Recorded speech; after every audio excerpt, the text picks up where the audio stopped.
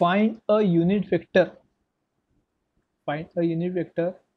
First question दिलेलं झालं in the direction of U bar. In the direction of U bar and in the direction opposite of U bar. आणि U दिलेलं आहे where U bar is equal to 8i plus 3j minus K. आता मी cap आहे तर पण दरवेळेस काय म्हणत नाही मी की आय कॅप जे कॅप के कॅप. आय जे के आलं ह्याचा अर्थ समजायचं की डोक्यावर कॅप आहे. युनिट वेक्टर विचारलाय. युनिट वेक्टरचा फॉर्म्युला तुम्हाला माहिती आहे. हा U cap is equal to U bar आपण मॉड यू बार. कोले आवाज बंद कर, म्यूट कर आवाज. You bar divided by mod you bar. Okay. मग मॉड यू बार कसं काढणार. मॉड यू बार तुम्हाला माहिती आहे. मॉड यू बार कसा काढायचं तुम्हाला माहिती आहे. स्क्वेअर रूट घ्यायचा. कशाचा स्क्वेअर रूट. 8चा स्क्वेअर. आयचा कोएफिशियंट काय 8 आहे. 8चा स्क्वेअर 64 प्लस जेचा कोएफिशियंट आहे त्याचा स्क्वेअर. जेचा कोएफिशियंट काय 3 आहे. 3चा स्क्वेअर 9 प्लस मध्येच गेलं सगळं. ठीक आहे. केचा कोएफिशियंट -1 आहे. -1चा स्क्वेअर 1 प्लस 1. बघा किती येते.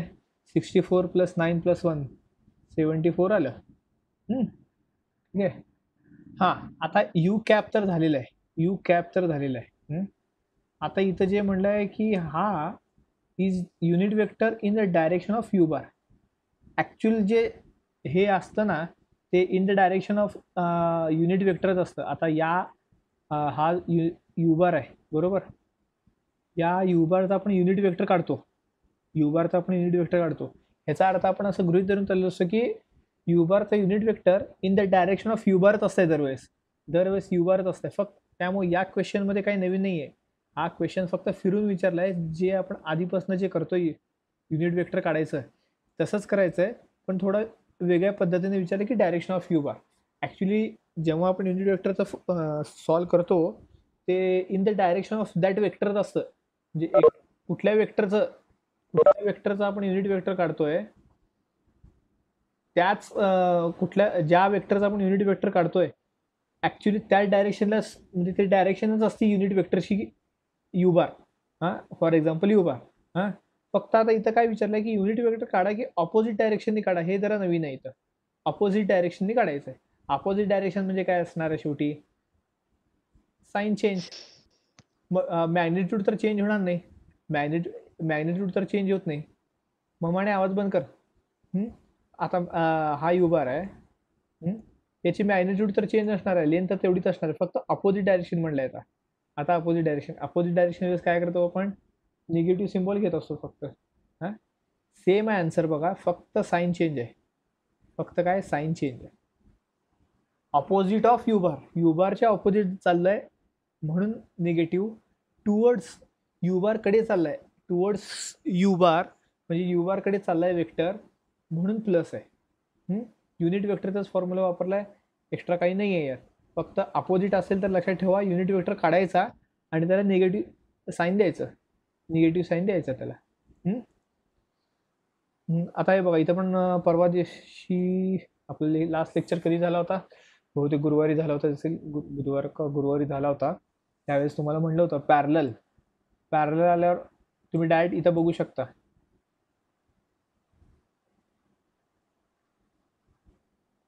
पॅरलल प्रूव्ह करत असेल तर काय प्रूव्ह केलंय त्यांनी. एक वेक्टर दुसऱ्या वेक्टरचा काय आहे स्केलर मल्टिपल आहे. Scalar multiple. एक वेक्टर दुसऱ्या वेक्टरचा काय प्रूव्ह केलाय स्केलर मल्टिपल. कसा प्रूव्ह केलाय बघा आता. हा वेक्टर समजा आहे ए बार कन्सिडर केला त्यांनी बरोबर आणि हा बी बार कन्सिडर केलाय. आता दोघांमध्ये रिलेशन बघा. दोघांमध्ये दोन्ही वेक्टर कम्पेअर करा आणि दोघांचं रिलेशन बघा. याच्या -2 मल्टिपलमध्ये आहे हा. यातून जर -2 कॉमन काढला तुम्ही. यातून जर -2 बाहेर काढला बी बारमधून तर तुम्हाला ए बार मिळत आहे. तर तुम्हाला काय मिळत आहे ए बार मिळत आहे. बघा इथं. हां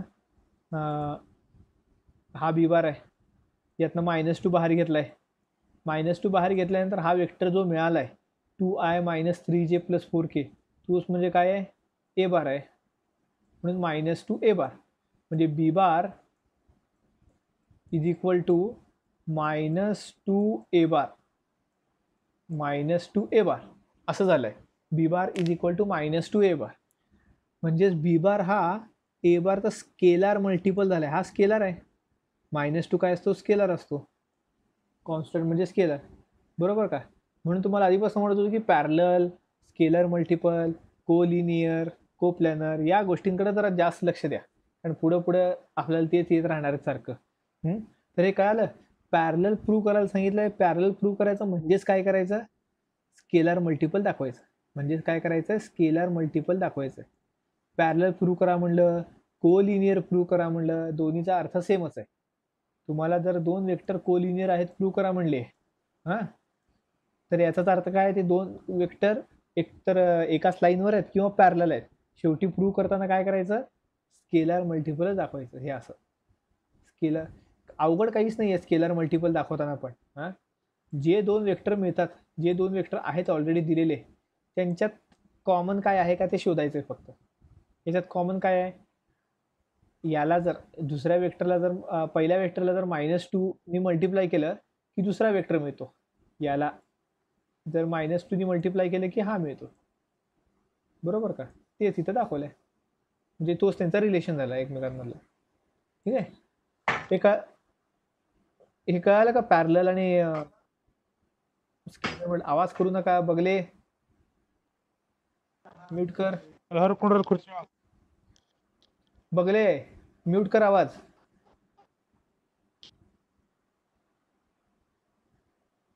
बी bar is equal to -2 A bar. हे कळालं का, स्केलर मल्टिपल दाखवणंच म्हणजे पॅरलल आहे, पॅरलल दाखवणंच म्हणजे स्केलर मल्टिपल दाखवणं आहे. हे सगळंच म्हणजे कोलिनियर आहे. हे सगळं कळालं का, कोलिनियर, पॅरलल, स्केलर मल्टिपल हे सगळे एकच आहेत. हे सगळे काय आहेत, एकच आहेत. पॅरलल असेल तर स्केलर मल्टिपल दाखवायचं, स्केलर मल्टिपल असेल तर पॅरलल दाखवायचं, एवढंच फक्त फरक आहे. ठीक आहे. आता इथं पुढे बघा, कळालं नसेल तर इमिडिएटली विचारा लगेच, शांत बसू नका व्हॉट्सअपवर. The non zero vectors A bar and B bar are not collinear म्हणलंय. नॉट कोलिनियर म्हणजे ते पॅरलल पण नसतील, एकाच लाईनवर पण नसतील, त्यामुळे स्केलर मल्टिपल पण नसतील, त्यामुळे स्केलर मल्टिपल पण नाही आहे. ए बार आणि बी बार एकमेकाचे स्केलर मल्टिपल नाही आहेत. Find the value of lambda and mu. या टाईपचं वर एक नोट झाली होती बघा. आपण थोडं वर जाऊ का. लक्ष्मण मामाने रिपीट सांगा, व्हॉट्सअपवर बसला असेल म्हणून लक्ष नाही आहे माकडाचं. बर, या प्रॉब्लेमकडे जाण्याच्या आधी परत एकदा हे जाऊयात आपण इथं. शो दॅट 2 वेक्टर आहेत की जे पॅरलल आहेत असं प्रूव्ह करा म्हणलंय. ज्या वेळेस म्हणतील की ते पॅरलल प्रूव्ह करा म्हणलं, तर आपल्याला ते 2 वेक्टर स्केलर मल्टिपल आहेत हे दाखवावं लागतंय. स्केलर मल्टिपल आहेत, स्केलर मल्टिपल आहेत म्हणजेच काय, ते पॅरलल आहेत. जेव्हा प्रश्न विचारतील की आता इथं विचारलेलं आहे की पॅरलल आहे म्हणून दाखवा. पॅरलल किंवा कोलिनियर हे दोनपैकी कुठलाही शब्द आला तरी तेच करायचं आहे. दोन्हीला पण सोल्युशन सेम आहे. पॅरलल असू दे किंवा कोलिनियर असू दे, दोन्हीला पण सोल्युशन सेमच आहे. समजा असं विचारलं की 2 वेक्टर पॅरलल आहेत किंवा 2 वेक्टर कोलिनियर आहेत असं प्रूव्ह करा, हां, तर ते प्रूव्ह असं करायचं. हे सोल्युशन दिसतंय का, तसं प्रूव्ह करायचं. आता हे कसं प्रूव्ह केलेलं आहे, आता हे 2 वेक्टर आहेत, बरोबर. या 2 वेक्टरमध्ये कॉमन काय सापडत आहे का, रिलेशन काय सापडत आहे का, चेक करायचं. आता जर यातून दुसऱ्यातून -2 कॉमन घेतलं, बघा इथं -2 कॉमन घेतलंय, -2 कॉमन घेतलं तर हा असा मिळतो 2i - 3j + 4k. 2i - 3j + 4k, -2 बाहेर आलेला आहे आणि हा 2i - 3j + 4k म्हणजेच काय आहे, ए आहे. म्हणजेच काय, ए आहे. इथं ए सबस्टिट्यूट केलंय बघा, ए सबस्टिट्यूट केलेला आहे. -2 आहे तसंच आहे. बी बार म्हणजेच काय झाला, बी बार इथं लिहिलं होतं मग मी परत एकदा लिहितो वाटलंच तर, हे समजलं नाही तर पुढचे समजायला अवघड आहेत. -2 ए बार, बी बार म्हणजे -2 ए बार. ठीक आहे. बी बार म्हणजे काय, इथं -2 ए बार. हा एक वेक्टर म्हणजे बी बार हा ए बारचा स्केलर मल्टिपल आहे, हे बघा इथं म्हटलंय बघा, B bar is scalar multiple of A bar. A बारचा स्केलर मल्टिपल आहे बी बार, बरोबर का. आणि जर एखाद्या दोघांपैकी कुठलाही असू दे, असं नाही की बी बारच पाहिजे, ए बार पण असू शकतात. आता इथे ए बार कसा असतंय बघा. हां, एक मिनिट, मी पुसता येते का बघतो फक्त हे. हां, आता इथं हा -2, हा -2 इकडे खाली गेलाय समजा, दुसऱ्या साईडला -2 इकडे वर आहे, मल्टिप्लिकेशनला इकडे देखील डिनॉमिनेटरला जाणार, म्हणजे हे असं होणार 1/-2, बरोबर. बी बार आहे तसा, बी बार आहे तसा, इकडे काय राहिला ए बार. म्हणजे आता ए बार पण बी बारचा स्केलर मल्टिपल झालाय, ए बार पण बी बारचा काय झालाय, स्केलर मल्टिपल झालाय. स्केलर दोन्हीकडे वेगवेगळे असणार, स्केलर दोन्हीकडे वेगवेगळे, पण याचा अर्थ असं नाही की फक्त बी बारच ए बारचा स्केलर मल्टिपल असतो, ए बार देखील बी बारचा स्केलर मल्टिपल असतो. दोन्हीचा अर्थ सेमच आहे, ठीक आहे. आणि जर दोघं पण एकमेकाचे स्केलर मल्टिपल असतील, त्यावेळेस ते दोन काय असतात, पॅरलल असतात किंवा कोलिनियर असतात. मग कोलिनियर आणि पॅरललच्या आधी ते स्केलर मल्टिपल आहेत का नाही ते बघावं लागतंय. हां, ते कसं बघायचं, या 2 स्टेपमधनं बघायचं, या 2 स्टेपमधनं बघायचं. हे 2 स्टेप नीट ऑब्झर्व करा.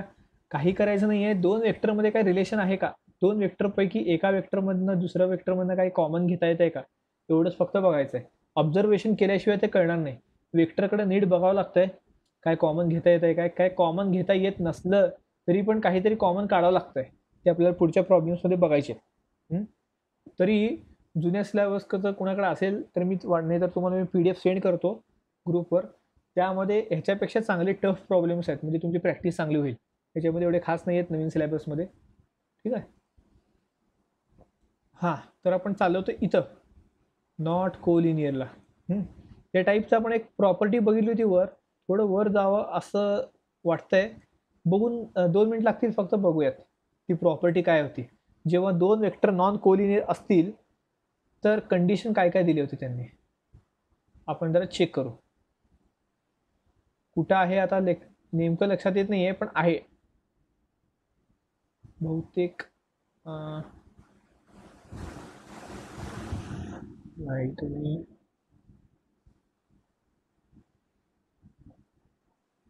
तुम्हाला पण दिसलं तर बघा.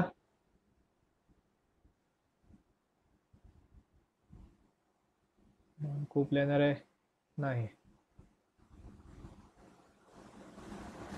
कोलिनियर, कारण ती प्रॉपर्टी वाचल्याशिवाय, वाचलेलं चांगलं, ते वाचूनच आपण प्रॉब्लेमकडे जाऊयात. थोडं वेळ जाणार, साहजिक आहे.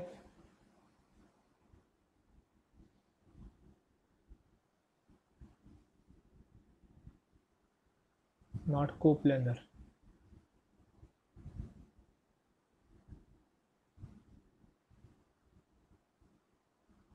बहुतेक पहिल्या थेरमच्या नोटमध्ये असेल ते.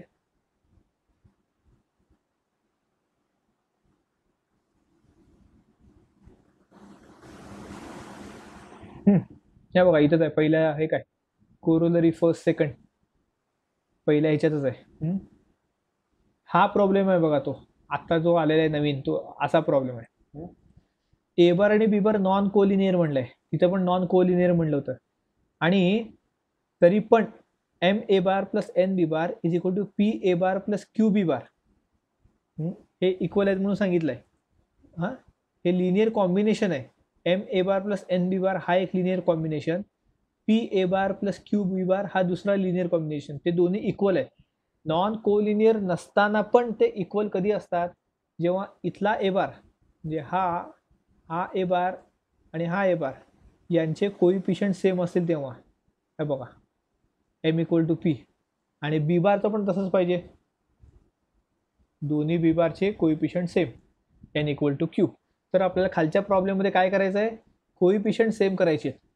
ए बार आणि बी नॉन कोलिनियर आहे म्हणून सांगितलेलं आहे, नॉन कोलिनियर आहे म्हणून सांगितलेलं आहे, आणि दोन्ही वेक्टर इक्वल आहेत म्हणून सांगितलं आहे, दोन्ही वेक्टरचा लिनियर कॉम्बिनेशन इक्वल आहे म्हणून सांगितलं आहे. ते इक्वल केव्हा असतील, इक्वल केव्हा असतील, जेव्हा ए बार आणि बी बारचे कोइफिशियंट्स इक्वल असतील तेव्हा. ही कंडिशन लक्षात ठेवा, M equal to P, N equal to Q. M equal to P म्हणजे ए बारचा झाला, एन इक्वल टू क्यू म्हणजे बी बारचा झाला. ठीक आहे. आता आपण बघूयात प्रॉब्लेमकडे आपल्या जाऊन खाली. आलो, फास्ट आलो. हा बघा, दिसतंय का? M M A bar plus N B bar is equal to P P A bar plus Q B bar. हां, आता मी एम काय आहे तुम्हाला दाखवतो. एम आहे इथं, हा एम आहे. ए बारला कोइफिशियंटच नाही आहे, काय नसतंय म्हणजे वन असतंय. हां, हा एम आहे आणि हा पी आहे. इथला ए बारचा कोइफिशियंट काय आहे? पी 2 लॅमडा आहे. म्हणजे 1 इज इक्वल टू 2 लॅमडा असं झालं. 1 equal to 2 lambda. M equal हा झाला एम इक्वल टू पी सारखा, एम इक्वल टू पी. मग आता लॅमडाची व्हॅल्यू विचारली आहे. लॅमडा म्हणजे काय? 1/2. लॅमडा म्हणजे 1/2. हां, सिमिलरली आता एन एन काय आहे? 3 आहे. एन काय आहे? एन इक्वल टू क्यू म्हणलंय ना, N equal to Q. N इथं एन म्हणजे बी बारचा कोइफिशियंट, तो आहे 3. हे काय अक्षर आहे तिथं?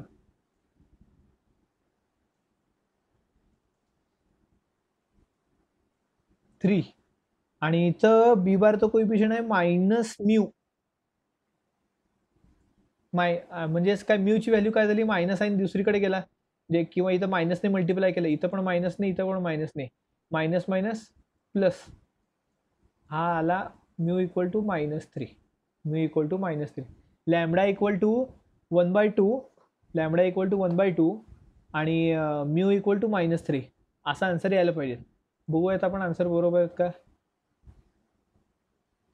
म्यू इक्वल टू -1, 3b आहे ना. हां, सॉरी, 3b आहे, सॉरी. इथं नाही, काय चुकलं, काय answer?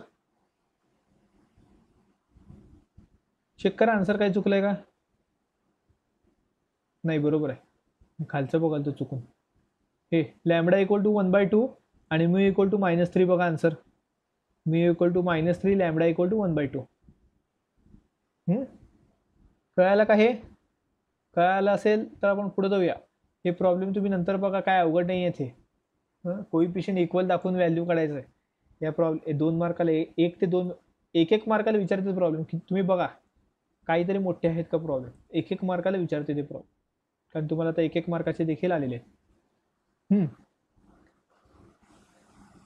R the following set of vectors linearly independent. म्हणजे हे 2 वेक्टर लिनियरली इंडिपेंडंट आहेत का नाही ते चेक करा म्हणलंय. लिनियरली इंडिपेंडंट जर दाखवायचं असेल तर त्याचे वेगवेगळे टाईप आहेत, वेगवेगळे टाईप आहेत. त्यातला एक आपल्याला वर दिलाय, आपण ते एकदा बघूया आणि प्रॉब्लेममध्ये पण तसाच आहे का चेक करू. परत एकदा वर जाऊयात आपण, की लिनियरली डिपेंडंट इंडिपेंडंट काय होतं. जरा रिवाइज करूया वरतून. आणि हे बहुतेक जास्त वर नाही आहे, कारण शेवटचा पार्ट हाच होता, थेअरीचा शेवटचा पार्ट हाच होता. हां, हे बघा, डिपेंडंट काय आहे? X A bar plus Y B bar plus Z C bar is equal to 0 is equal to 0 such that such vectors A bar B bar C bar are coplanar. जर को planar असतील आणि हे equation is equal to 0 असेल तर dependent. आणि को planar नसतील तरी पण इज इक्वल टू 0 आहे तर इंडिपेंडंट. आणि तरी पण 0 केव्हा असतील? एक्स वाय झेडची व्हॅल्यू 0 असेल तेव्हा. म्हणजे आपल्याला ए बार बी बार सी बारचे कोइफिशियंट बघायचे आहेत. ए बार बी बार सी बारचे कोइफिशियंट जर 0 आले तर इंडिपेंडंट, आले नाही तर डिपेंडंट. ठीक आहे. तरी अजून काही वेगळे पद्धती आहेत, प्रॉब्लेममध्ये तुम्हाला कळेलच.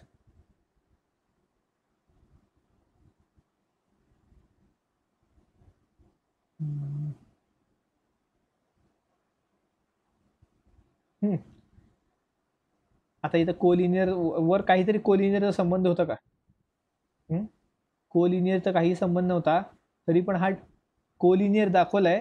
कोलिनियर दाखवलाय म्हणजे ते डिपेंडंट आहे. आता याचा अर्थार्थिक म्हणजे नेमकं अर्थ काय होतं सांगतो तुम्हाला. लिनियरली ते आपलं डिपेंडंट व्हेरिएबल, इंडिपेंडंट व्हेरिएबल आपण कॅल्क्युलसमध्ये शिकलंय की, हे जरा त्याच टाईपमध्ये वेक्टर लिनियरली डिपेंडंट आहे. हां, म्हणजे काय, एक वेक्टर दुसऱ्या वेक्टरवर डिपेंड आहे. एक वेक्टर दुसऱ्या वेक्टरवर डिपेंड आहे. आता इथं बी बार बघा ए बारवर डिपेंड आहे. बी बार ए बारवर डिपेंड आहे. हां, कोलिनियर दाखवलं म्हणजे काय आहे? कोलिनियर दाखवलं म्हणजे स्केलर मल्टिपल दाखवलं आहे.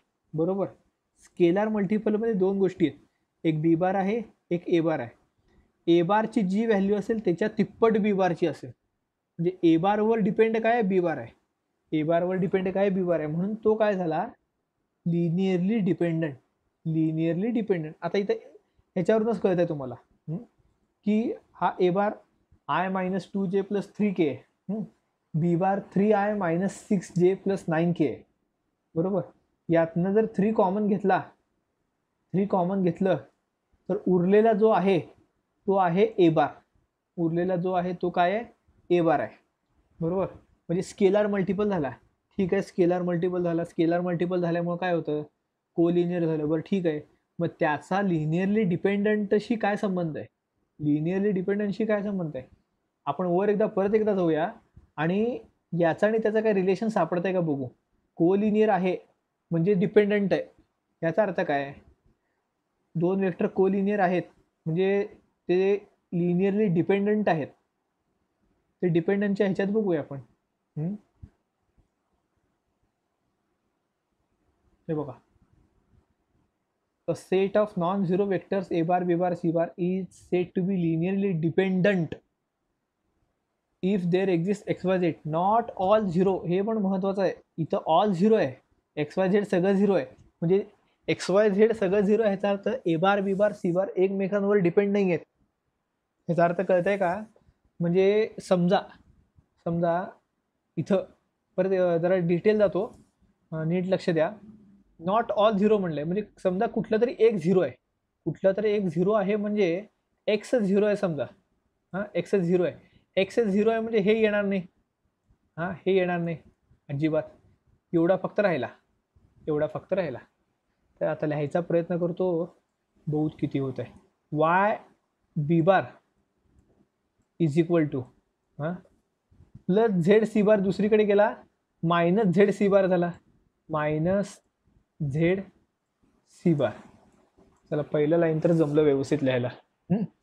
आता हा मायनस झेड सी बार जो आहे तो मी इकडे दुसरीकडे आणला. इथं मल्टिप्लिकेशनला आहे, इकडे आलं की डिव्हिजनला होणार, म्हणजे वायच्या खाली जाणार. तो Y equal to minus Z B bar आहे तसा, आणि इथनं मायनस झेड गेलाय, राहिला काय? फक्त सी बार. आता बघा हे इक्वेशन काय झालं? स्केलर मल्टिपल झालं, कारण वाय आणि झेड काय आहेत? स्केलर आहेत. सी बार हा बी बारचा स्केलर मल्टिपल झाला का नाही? म्हणजे इनडायरेक्टली कोलिनियर झालं. ह्याचा अर्थ काय? कोलिनियर असेल तर ते डिपेंडंट पण असतात. याच्यावरूनच कळतंय. किंवा आपण आपल्या प्रॉब्लेमकडे परत जाऊ. हे इक्वेशनमध्ये कसं नंबर्स नाही आहेत, नंबर्स नसेल तर थोडं समजायला अवघड जात आहे. कुठे गेलं?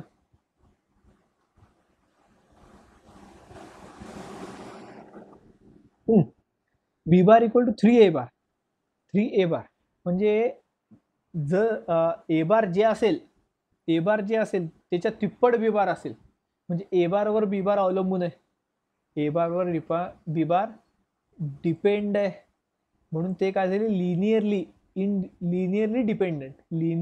Dependent vector. अर्थ कळाला का थोडंफार याचं? आता तुम्हाला जर विचारले डिपेंडंट आहे का इंडिपेंडंट आहे, तुम्ही कोलिनियर आहेत का नाही ते देखील चेक करू शकता. ठीक आहे, आता तसाच दुसरा प्रॉब्लेम पण बघूयात. ए बार बी बार सी बार. आता इथं 3 दिलेत, इथं काय केलंय 3 दिलेलं आहे. बघूयात आपण. X A bar plus Y B bar plus Z C bar is equal to 0. तो इक्वेशन कन्सिडर केलाय. हां, आणि सॉल्व केल्यानंतर म्हणजे आयचा कोइफिशियंट 2a. आता हे ए बार इथला आहे, सबस्टिट्यूट केला, बी बार सबस्टिट्यूट केला, सी बार पण सबस्टिट्यूट केला. त्यानंतर हा जो एक्स आहे ब्रॅकेटमध्ये मल्टिप्लाय, वाय ब्रॅकेटमध्ये मल्टिप्लाय, झेड ब्रॅकेटमध्ये मल्टिप्लाय. हे जे आहे ते आहे आयचा कोइफिशियंट. हा आहे जेचा कोइफिशियंट. तुम्ही चेक करा वर, मी बॉक्स करत असताना वर चेक करत राहा की आयचा कोइफिशियंट काय असेल जे आतमध्ये मल्टिप्लाय केल्यानंतर, एक्स वाय झेड आतमध्ये मल्टिप्लाय केल्यानंतर. हा समजा एक्स आतमध्ये इथं मल्टिप्लाय केलाय, -2x झाला. आयचा कोइफिशियंट काय झाला -2x.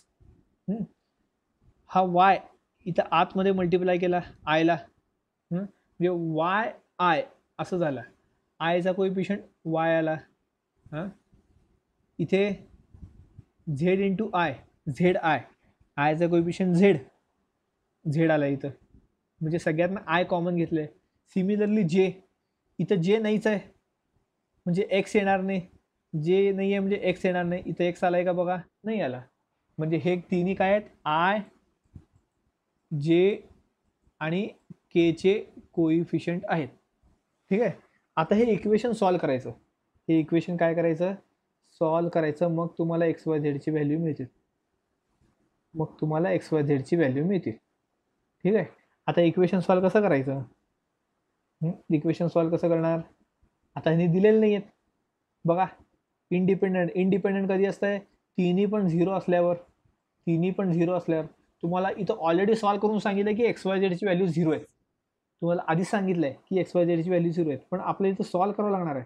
सॉल्व केल्याशिवाय कळणार नाही हे एक्स वाय झेडची व्हॅल्यू 0 आहे. मग एक्स वाय झेडची व्हॅल्यू काढायची कशी, कोण सांगेल का मला. हे मी बॉक्स करतो परत ह्याला. हे 3 इक्वेशन आहेत. ठीक आहे, जाड बॉक्स. हे 3 इक्वेशन आहेत. या 3 इक्वेशनचा वापर करून आपल्याला एक्स वाय झेडची व्हॅल्यू काढायची. तर आपल्याला कुठली मेथड माहिती आहे का,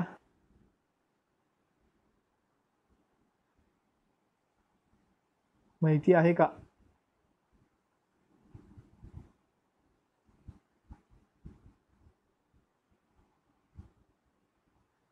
सांगा बरं पटकन.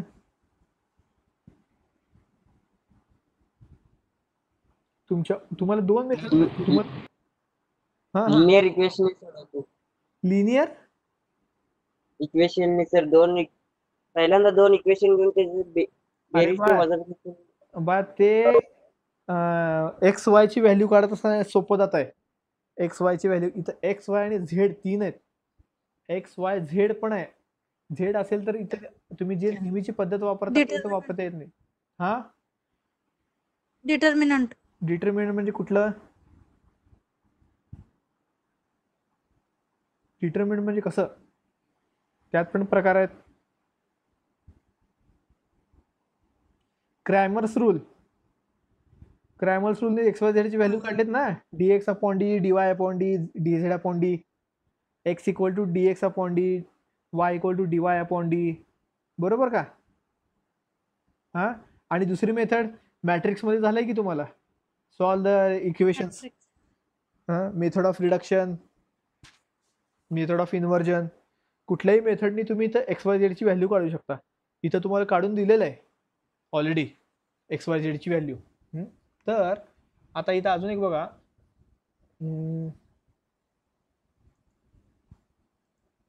थोडं वर जाऊयात आपण.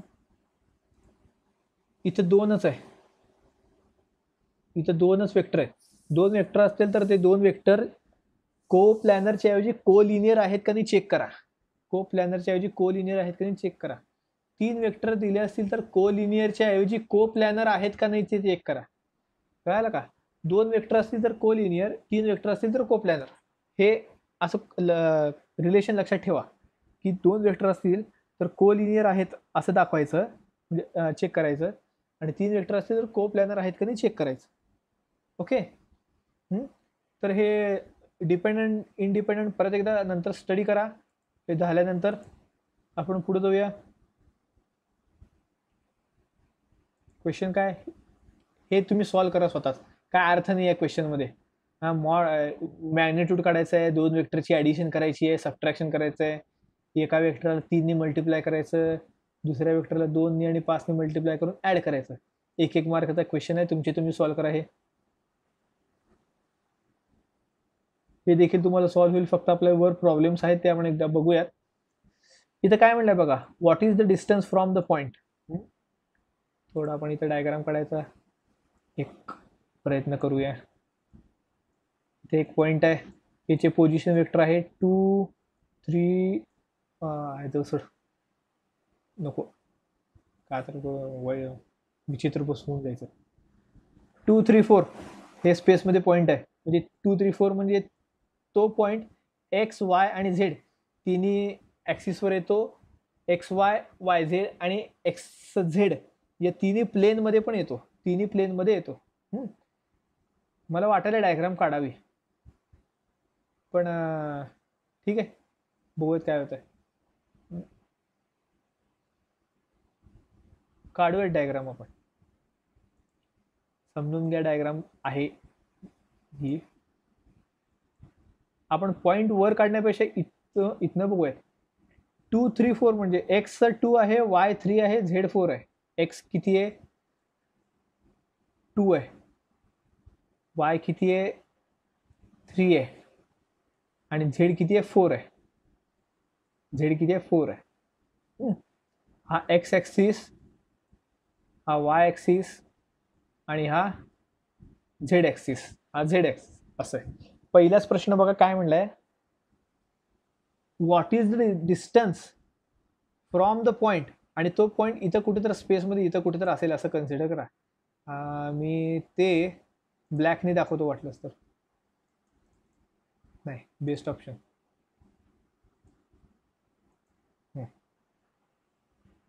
दिसला का पॉइंट. हां, आता हा पॉइंट एक्स वाय या प्लेन पासून किती अंतरावर म्हणलंय. फक्त एक्स वाय म्हणजे हा येणार बघा. एक्स वाय म्हणजे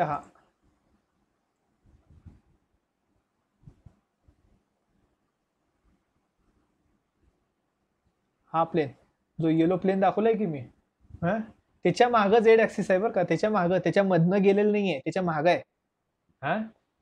त्याच्या मागं एक्स वाय प्लेनच्या पलीकडं झेड ॲक्सिस आहे. म्हणजे हा पॉइंट एक्स वाय प्लेनमध्ये आहे. हा पॉइंट एक्स वाय प्लेनमध्ये आहे. त्याच्यापासून किती अंतरावर आहे हे आपल्याला काढायचं आहे. एक्स वाय या प्लेन पासून तो पॉइंट किती अंतरावर आहे. जर डायग्रामॅटिकली इमॅजिन करणं जर अवघड जात असेल, की जे अवघड चाललेलंच आहे, आपल्याला ह्याचे डायरेक्ट फॉर्म्युले दिलेले आहेत. एक्स वाय पासून एखाद्या पॉईंटचं डिस्टन्स काढायचं असेल, एखाद्या पॉईंटचं एक्स वाय पासून डिस्टन्स काढायचं असेल तर मॉड झेड. आपण फास्टमध्ये वर जाऊया म्हणजे तुम्हाला तो पॉईंट कळून येईल. कुठं आलो आपण, स्ट्रेट लाईन मध्ये आलो.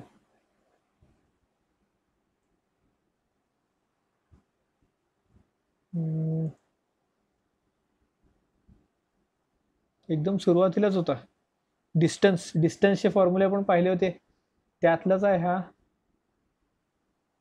नाही,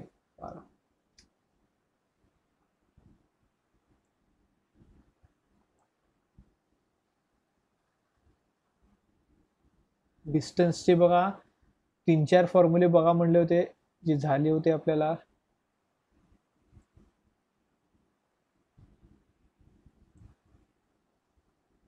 कुठे होते नेमकं आता मला आठवेना ते, पण आपल्याला बघायचं आहे ते. आता ऑप्शन नाही आपल्याकडं. सिटीमध्ये बहुतेक पुस्तकांचे हार्ड कॉपी आलेले आहेत. काय कुणाला जर हवे असतील तर तुम्ही जाऊन बघू शकता. आपण फारच खाली आलो. हार्ड कॉपी पुस्तकांचे आलेले आहेत. इथंच आलं की, हे बघा, X Y equal to mod Z, X Y equal to mod Z distance. इथं डायग्राम व्यवस्थित आहे, पण जरा बघू शकतो. एक्स वाय आपलं प्लेन काढायचं चुकलं, आपण उभं काढलं होतं, इथं आडवं आहे. एक्स वाय असं काढलं. आता इथं पॉईंट दिलेलं नाही आहे.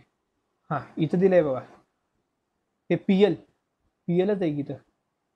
हे बघा पी एल, हा पी एल दिसतोय का सगळ्यांना? एक्स आणि वायच्या मध्ये हा पी एल आहे, म्हणजे हा एक्स वाय प्लेनमध्ये आलाय. एक्स वाय प्लेनमध्ये आहे. पॉईंटच्या ऐवजी हे लाईन आहे असं कन्सिडर करा. हां, याचा डिस्टन्स केवढं असणार आहे? हे एवढं मॉड झेड एवढं असणार आहे. याचं डिस्टन्स केवढं असणार आहे? मॉड झेड एवढं. तुम्हाला मी आठवत आहे का सांगितलं होतं बॉक्सचे 2 कोपरे इमॅजिन करा म्हणून. एक बॉक्स किंवा सीपीयूचं, सीपीयू आडवं केल्यानंतर 2 कोपरे, शेवटचे आणि सुरुवातीचे ऑपोजिट डायरेक्शनचे कोपरे सेम असते, त्यांची हाईट सेम असते. तसा आहे हे प्रकार. त्यामुळं X Y plane distance of a point P from X Y plane is equal to mod Z bar. तोच फॉर्म्युला इथं डायरेक्ट यूज केलेला आहे. फारच खाली आलो परत.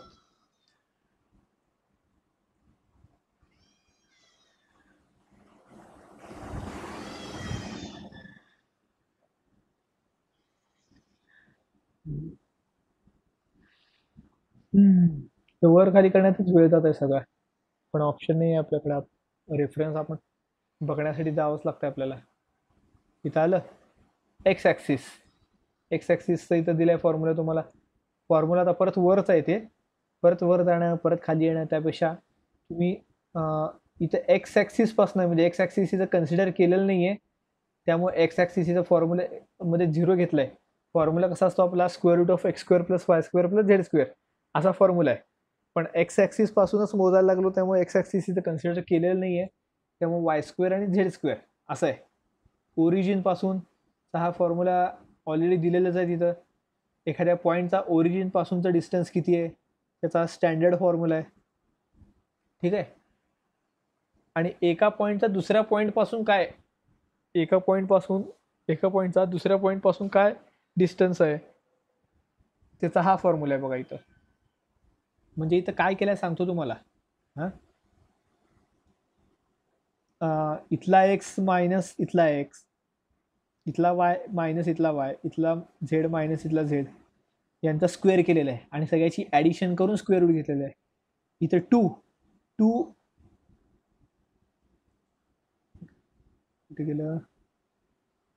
2 मायनस -2, 2 मायनस -2 हे बघा, मायनस मायनस प्लस झाला, +2 झाला, ते 3 - 7, 3 - 7 ब्रॅकेट स्क्वेअर आणि 4 - 3, 4 - 3 ब्रॅकेट स्क्वेअर आणि या सगळ्याची ॲडिशन करून स्क्वेअर रूट. हा फॉर्म्युला वर होता, आणि जरी नसेल तरी तोंडी सांगू शकतो आपण. Square root of x2 - x1 bracket square plus y2 - y1 bracket square plus z2 - z1 bracket square. तुम्हाला हे म्हणायला पण होतं की तुम्ही पहिल्यांदा हे घ्या किंवा हे घ्या, काही फरक पडत नाही, आन्सर सेमच येणार आहे. आन्सर काय येणार आहे? सेमच येणार आहे. जर समजा तुम्ही पहिल्यांदा हे घेतलात, -2 घेतलात, -2 - 2 -2 -2 -4चा स्क्वेअर प्लस 16 येते शेवटी. इथं 3 - 4, 3 - 4 -1 आला असता, इथं -1 आला असता, -1चा स्क्वेअर +1. इथं काही चुकलंय का बघा?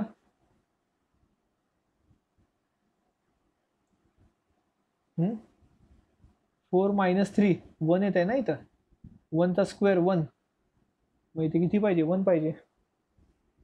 आन्सर काय चुकलंय का चेक करा.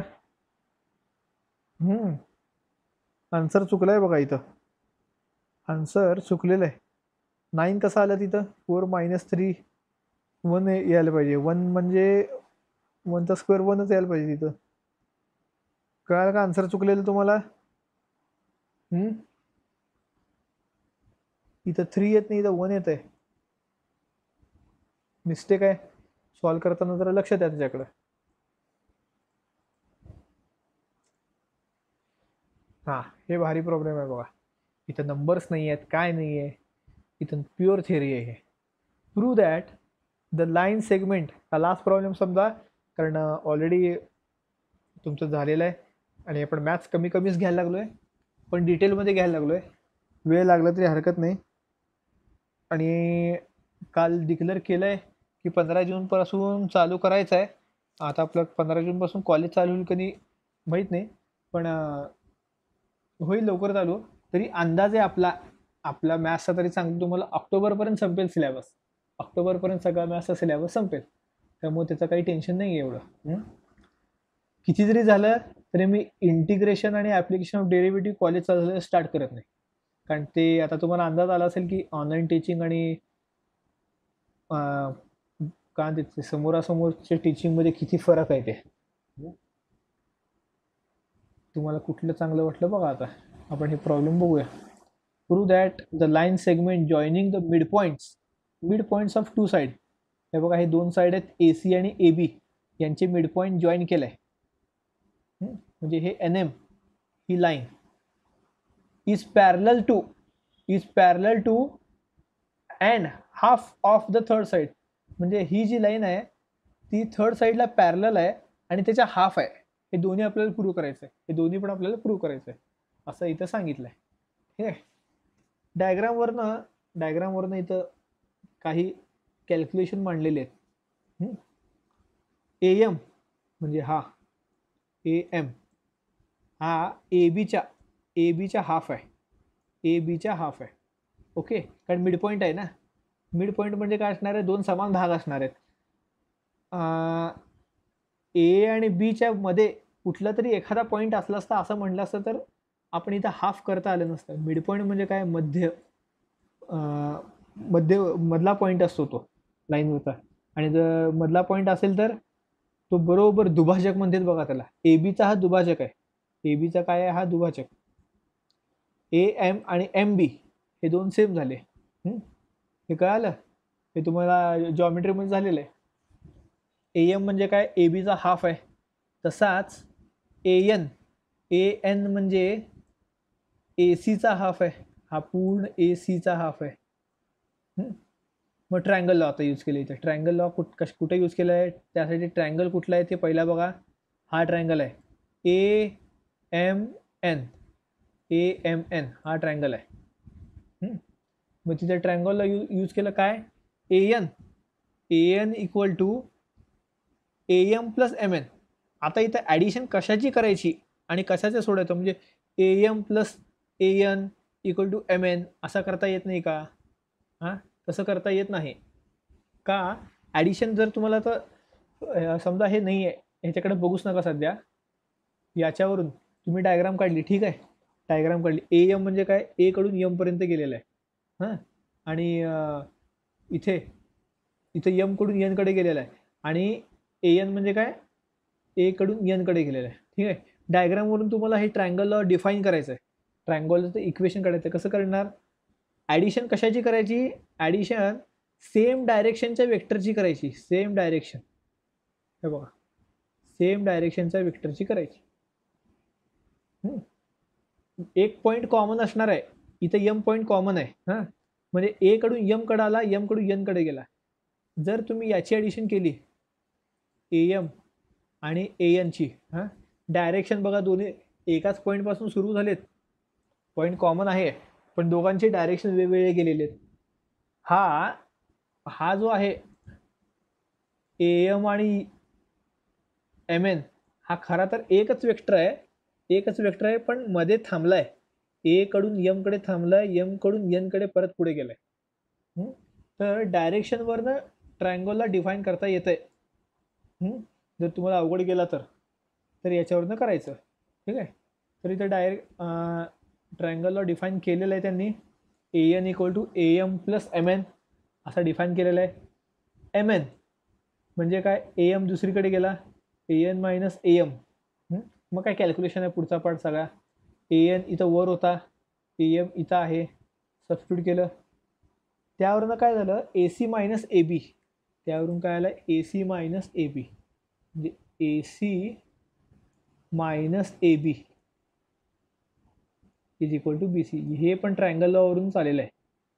ट्रायंगल लॉ बघा, बी सी म्हणजे इथे डायरेक्शन दिलेलं नाही पण बी टू सी म्हणजे बी सी असणार आहे ऑब्विसली.